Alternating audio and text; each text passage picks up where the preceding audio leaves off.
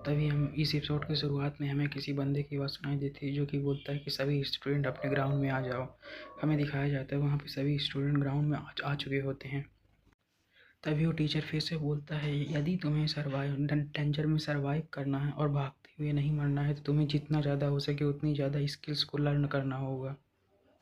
और हमें दिखाया जाता है ये कोई और नहीं बल्कि वही बंदा होता है जिसने हमारे मेन कैरेक्टर दाऊद का टेस्ट लिया था।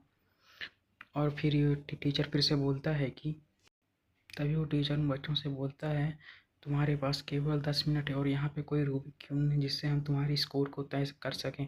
यहाँ पे मैं और प्रेसिडेंट ही तुम्हारे स्कोर को तय करेंगे। और हाँ, साथ ही मैं तुम सबको गुड लक कहना चाहूँगा कि तुम अपने परफॉर्मेंस पे फोकस करना। इधर हमें एलिया को दिखाया जाता है जो कि प्रोफेसर की आवाज़ सुनकर बोलती है कि प्रोफेसर का टास्क तो बहुत ही ज़्यादा सिंपल है। तभी हमें फिर से किसी की आवाज़ सुनाई देती, अभी आवाज़ एलिया की किसी और की। वो बोलती है कि लड़कियों हम 5 मिनट में लाइफ एक्सपीरियंस करने वाले हैं, तो सब लोग ध्यान में रखना। तभी इधर हमें मेन कैरेक्टर दिखाया जाता है जो कि अपने सिस्टम में कुछ देख रहा होता है। उधर हमें टीचर की आवाज़ सुनाई देती है जो कि बोलता है कि टीचर की आवाज़ सुनाई देती है जो कि बोलता है कि अपने दोस्तों को अपने पास रखो और जो एनिमी है उनका कैसे यूज़ करना है इस बात पर ध्यान दो। इधर हमें हमारा मेन कैरेक्टर दिखाया जाता है जो कि मन में सोच रहा होता है, आखिर मैं अच्छे लोगों को बुरा पर्सन कैसे बनाऊं। ये शायद उसके सिस्टम का मिशन होता है जो वो सोच रहा होता है। तभी उसके पास एलिया आते हुए बोलती क्या दाऊद हम लोग क्या साथ में काम कर सकते हैं। तभी दाऊद उससे पूछता है, तो क्या तुम अपने फ्रेंड के साथ काम नहीं कर रही हो। तो एलिया की आवाज़ सुनकर हमारे मेन कैरेक्टर की आवाज़ सुनकर एलिया बोलती है, तुम भी तो मेरे फ्रेंड हो तो मैं तुम्हारे साथ काम करना चाहती हूँ। तभी हमें एलिया की आवाज़ सुनाई देती जो कि बोलता है कि आखिर हम एक साथ काम क्यों नहीं कर सकते। इधर हमें एलिया की पार्टी की एक लड़की दिखाई जाती है जो कि मन में सोच रही होती है कि आखिर ये इस बंदे को इतना ज़्यादा तवज्जो क्यों दे रही है। इधर हमें एलिया दिखाया जाता है जो कि बोलती है कि आखिर तुम्हारा मूड ख़राब है कि तुम मेरे साथ पार्टी नहीं बनाना चाहते हो। तभी उसकी ये बात सुनकर हमारा मेन डायरेक्टर बोलता है कि नहीं, ऐसी कोई बात नहीं है, हम इतने क्लोज भी नहीं हैं कि हम पार्टी बनाएं। हमारे मेन कैरेक्टर की बात सुनकर हमें एलिया को दिखाया जाता है जो कि बहुत ही ज़्यादा उदास हो जाती है और वह उदास होकर वहाँ से चली जाती है। तभी वो वहाँ से जाते हुए बोलती चलो कोई बात नहीं, अगर तुम्हें पार्टी नहीं बनानी तो ठीक है, मैं यहाँ से जा रही हूँ। इतना बोलकर वो वहाँ से चली जाती है। तभी हमें उसी का टीममेट को दिखाया जाता है जो कि बोलती है कि इसके वर्ड्स तो कुछ ज़्यादा ही हार्श हैं, यानी कठोर हैं।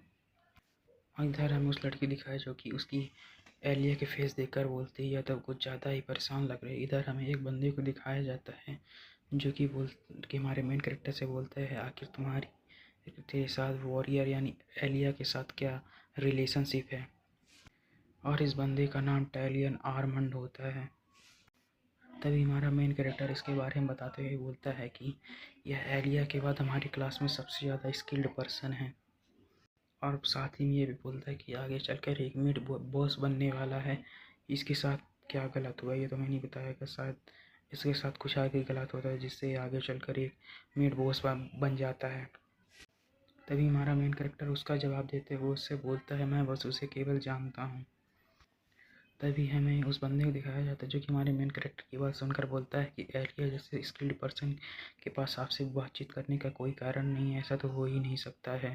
तभी हमें दिखाया जाता है कि हमारे मेन कैरेक्टर की वही स्किल ऑन हो जाती है जो कि एक अच्छे पर्सन को बुरा बना देती है। तभी बंदा बोलता है कि तुम्हारे और एलिया के बीच जो डुअल हुआ है उसकी वजह से बहुत सारे रूमर्स हुए हैं और तुम हमेशा उसके साथ इन्वॉल्व होने की कोशिश क्यों करते हो। तभी हमारा मेन कैरेक्टर उसे देखकर मन में सोच रहा होता है कि स्टेटस के अपडेट को देखकर ऐसा लग रहा है कि मैंने सामने वाले कैंडिडेट को गुस्सा दिलाकर उसकी इच्छा को पूरा कर दिया है। तभी वो बंदा बोलता है कि जो डुअल हुआ था वह सिर्फ एक दिखावा था जिसे तुम केवल दिखावे के लिए खेल रहे थे। तभी हमारा मेन कैरेक्टर उसे देखते हुए सोचता है कि अगर ये आगे चलकर मिड बॉस बनने वाला है तो मैं इसका आगे चलकर इसका यूज कर सकता हूँ। और हमें दिखाया जाता है कि उस पर वो स्किल को यूज कर देता है और इसी स्किल का नाम होता है रूल ऑफ ईविल। तभी हमें उस बंदे को दिखाया जाता है जो कि फिर से हमारे मेन कैरेक्टर चिल्लाते हुए बोलता है कि तुम सच को बहुत देर तक नहीं छुपा सकते हो।